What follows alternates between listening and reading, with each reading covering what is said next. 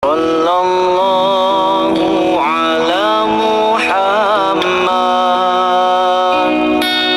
Sallallahu alaihi wasallam. Wa amma bi ni'mati rabbika fahaddits.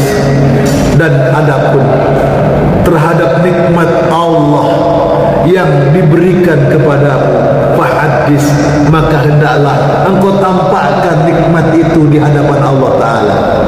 Jadi ibu-ibu punya rukuh bagus, baju bagus, pakai untuk ibadah. Jangan nunggu lebaran toh.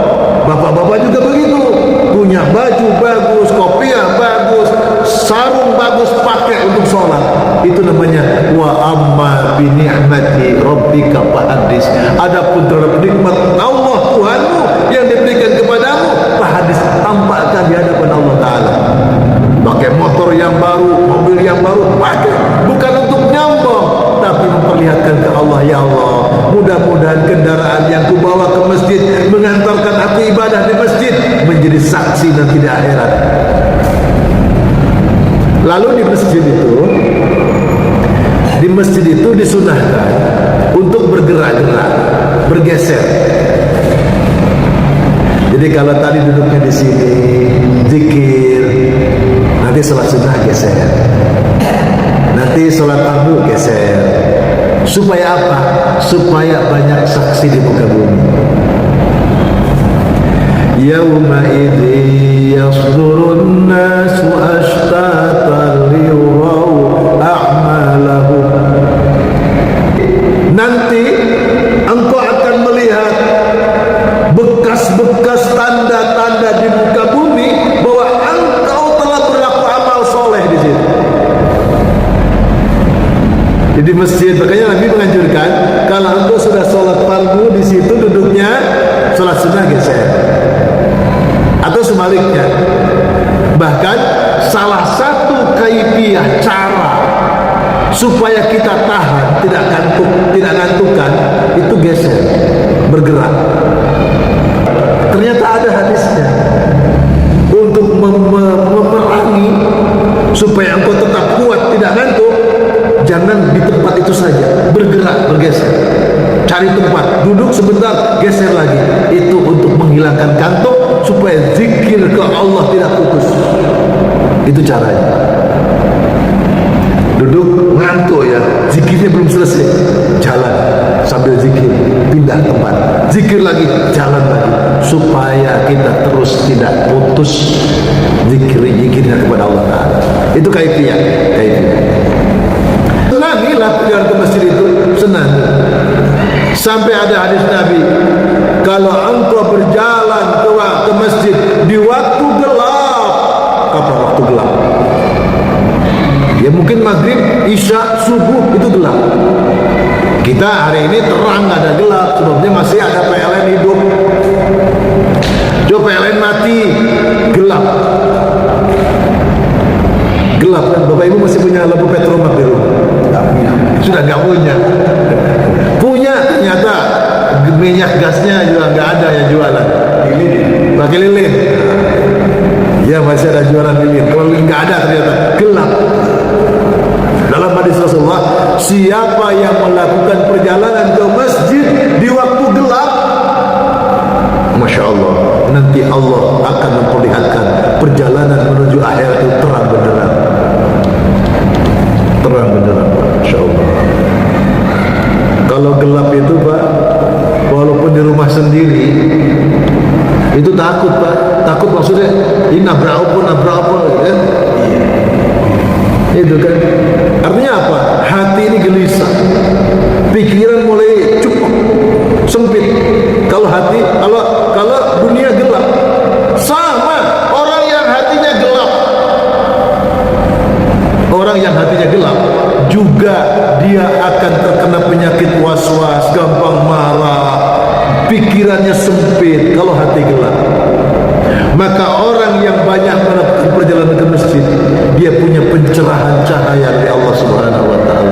Hatinya jadi terang benderang. Dan dianjurkan sunnah Pak, disunahkan di rumah masing-masing wudu dulu. Sunnah afdal. Walaupun tidak dilarang wudu di yang ada di masjid. Tapi yang afdal berwudulah sejak dari rumah. Masya Allah. Yang berikutnya ketika berjalan ke masjid. Nah ini kan biasanya kalau hari raya disunahkan mengambil dua jalan. Tadi jalan lewat mana, pulangnya kalau bisa agak beda. Itu sunnah. Sama maksudnya, agar punya saksi di hadapan Allah Subhanahu wa taala. Tadi berangkatnya lewat jalur ini, pulangnya lewat jalur yang lain. Gitu. Supaya punya saksi. Lalu dianjurkan ke masjid itu bawa bekal. Bawa duit. Untuk apa? Untuk infak sedekah. Momentum, apalagi ada majlis.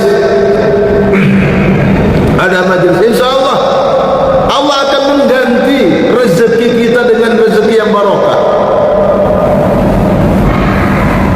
Kan kita sering incernya hari Jumat. Makanya ibu-ibu harus tuning. Kalau hari Jumat suaminya titipin bekal yang banyak. Kang Mas, ini hari Jumat, nanti Jumatan tolong titip ke kotak infak di masjid. Biasanya ibu-ibu nitipin berapa Bu untuk suaminya? Kalau Jumat, jangan pelit-pelit, kasih yang agak banyak, ini hari Jumat, hari berkah. Karena Masya Allah sebenarnya tidak harus menunggu Jumat. Nah ini bulannya bulan Muharram. Amalan ibadah di bulan Muharram, nilai pahalanya, kebaikannya dilipat gandakan banyak oleh Allah Ta'ala. Termasuk kalau kita melakukan perbuatan dosa, dosanya juga sangat besar. Wala tajlimu fihim, jangan berbuat dosa zalim di dalam bulan Muharram ini. Bulan Muharram itu ada 4, ya. Ada 4. Rajab, Zulqa'dah, Dzulhijjah, Muharram. Itu bulan mulia.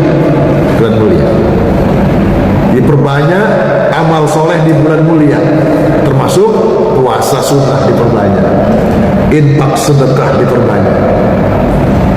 Adabnya sebagai seorang muslim, sebenarnya adab sebagai seorang muslim, kita ini ngaji di masjid, alhamdulillah. Panjenengan dapat ilmu, alhamdulillah, ya. Bisa ngaji tenang, alhamdulillah. Kenapa? AC-nya hidup sehingga tidak kepanasan, ada listriknya nyala sehingga terang benderang. Pertanyaan, siapa yang bayari listrik? Siapa yang bayari AC? Siapa yang bayari air PDAM yang tadi wudhu di sini? Nah, yang bayari kaum muslimin. Yang bayari saya kan ke masjid, saya bayar. Sebenarnya setiap orang muslim yang datang ke masjid itu harus bayar. Bayar penerangannya, bayar AC-nya, bayar airnya. Sebenarnya harus bayar. Jadi kalau Bapak Ibu tidak bayar, berarti kita disubsidi oleh orang Islam lain yang infak sedekah di masjid ini. Nah gitu. Jadi al-yadul ulya khairum minal yadi sufla. Ingat, tangan yang memberi infak sedekah itu mulia di hadapan Allah. Mulia. Sementara tangan yang di bawah yang inginnya dapat subsidi doang, itu hina. Itu. Jadi kaidahnya gini. Hari ini saya dapat minum gratis di sini. Bismillahirrahmanirrahim. Adabnya saya setelah ini, siapa yang harus saya beri minum? Saya tadi siang dapat nasi bungkus dari teman saya. Saya adabnya nanti ketika pulang, besok atau kapan, saya harus memberi makan orang lain. Itu adab. Supaya apa? Tetap sebagai seorang mukmin menjadi tangan yang di atas. Nah, ini manfaat ngaji, jadi tahu. Ngaji. Panjenengan yang datang ke masjid adalah orang-orang yang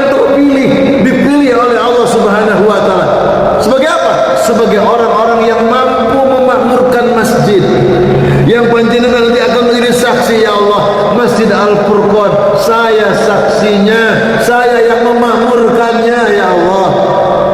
Dan kita harus baik sangka. Doanya orang mukmin itu baik.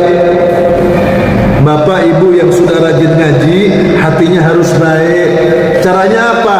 Jangan melihat, jangan berkata, jangan memandang orang-orang atau tetangga-tetangga bapak ibu yang belum datang ke masjid dengan pandangan-pandangan yang pandangan sebelah mata. Jangan. Itu justru jadi PR terhormat bagi bapak ibu. Apa? Doakan. Ya Allah, saya punya tetangga masjid. Kalau ada, dia pasti mendengar suara azan, tapi dia belum sanggup datang ke masjid. Ya Allah, berikan kami dan dia hidayah taufik-Mu ya Allah, sehingga bisa meramaikan masjid. Kalau ada orang masih belum infak sedekah, pelit, maaf, jangan didoakan tidak baik. Ya Allah, mudah-mudahan saya dan tetangga saya diberikan kemudahan rezeki yang barokah, sehingga saya dan tetangga saya bisa berderma, infak sedekah di masjid, infak sedekah kepada fakir miskin. Begitu Pak, Bu. Enak, jadi orang mukmin itu hatinya bersih, selalu ada kebaikan, memandang orang itu tidak dengan pandangan yang buruk. Jangan kita habiskan amal soleh kita yang belum banyak dengan amalan-amalan kita yang gegabah. Lihat ketemu orang gak pernah ngaji, gak pernah sholat, lalu kita memandang, Allah gak pernah sholat. Jangan. Justru itu PR kita untuk punya doa yang baik untuk dia. Dakwahnya apa? Minimal doa. Saya kalau ngajak Pak Ustadz tidak berani, takut dikatakan sok-sok santri, makanya saya doakan saja. Bagus. Kalau panjenengan bisa ngajak, luar biasa. Caranya gampang lah.